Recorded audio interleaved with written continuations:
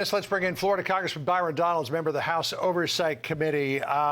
Clearly, you don't have jurisdiction in the committee over the Fairfax County public school system, but I'm wondering what you think of what you just heard about.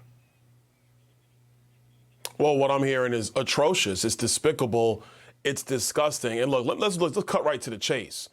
Doing this does not help black kids, because you got people in these school districts, and it's not just Fairfax County. It's been found in Fairfax County, but stuff like this is going on in other ways all across America. And the whole purpose of this diversity, equity, and inclusion stuff is to somehow level a playing field for black kids. You're not going to help black children succeed by holding everybody else down. You don't help them succeed by taking away the issues of merit and achievement. We are in a society that has been based on competition. Our economy is based on competition.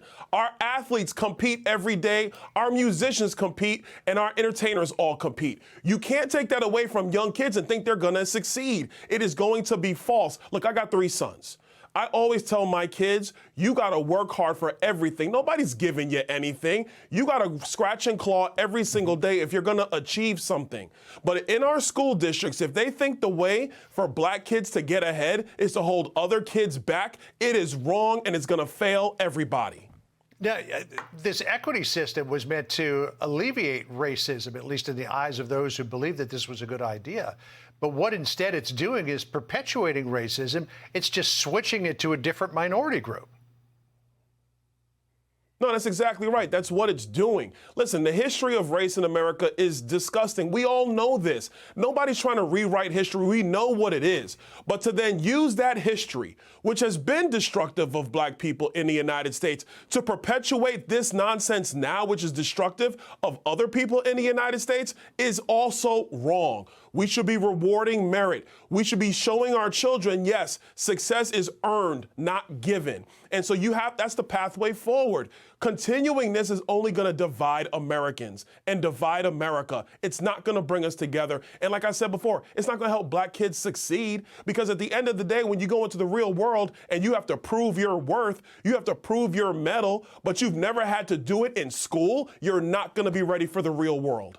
All right, now let's switch gears now and talk to you about something that you do have oversight over, and that is the presidency of the United States and what happens in this administration. And today we learn that while President Biden's attorneys were given free rein to go search out whatever documents were at his home, the DOJ did come to his house in Wilmington after classified documents were found and took charge of those documents. But there was a conscious decision made, Congressman, for the FBI to not lead the investigation into searching for documents after classified documents had already been found. What will the Oversight Committee do about this? What is this investigation going to look like? Well, listen, the number one question is going to be why the double standard in the way the FBI is utilized by the Department of Justice. They had no problem raiding Mar-a-Lago, but let's go back even before the Mar-a-Lago raid.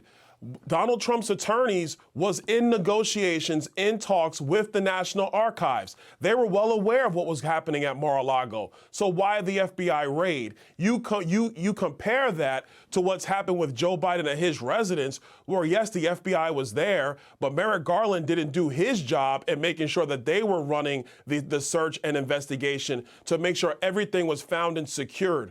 Third question, did Joe Biden's attorneys, do they have security clearance to handle these documents and continue that search? That's a major question as well.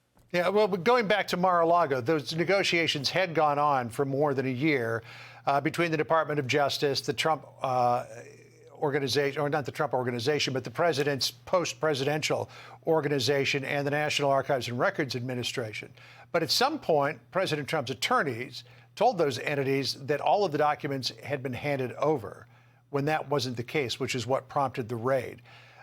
So in terms of the differences here, there do seem to be some, but you believe that there is still a double standard here in terms of how those two things were handled. Oh, absolutely, without a doubt. Because here's the other thing. You get leaks to the press, pictures of documents tossed all over the floor. I mean, come on, this is the kind of double standard that has existed. Unfortunately, it appears that the Department of Justice one of the reasons why House Republicans have formulated the weaponization of the federal government committee that is going to be looking into this and more, as well as the oversight committee. But the one thing that's being lost with the documents that have been found at President Biden's Wilmington home, and to not to step off of that, is what about the documents at the Penn Biden Center?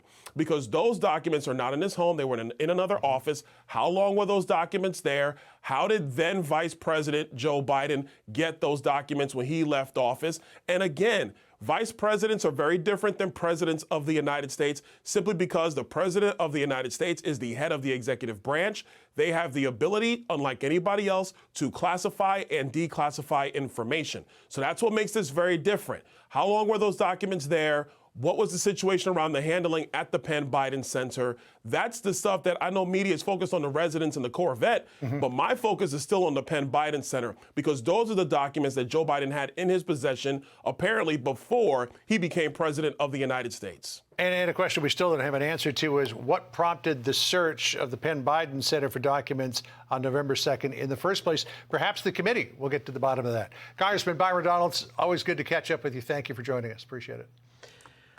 Anytime. I'm Steve Doocy. I'm Brian Kilmeade. And I'm Ainsley Earhart. And click here to subscribe to the Fox News YouTube page to catch our hottest interviews and most compelling analysis.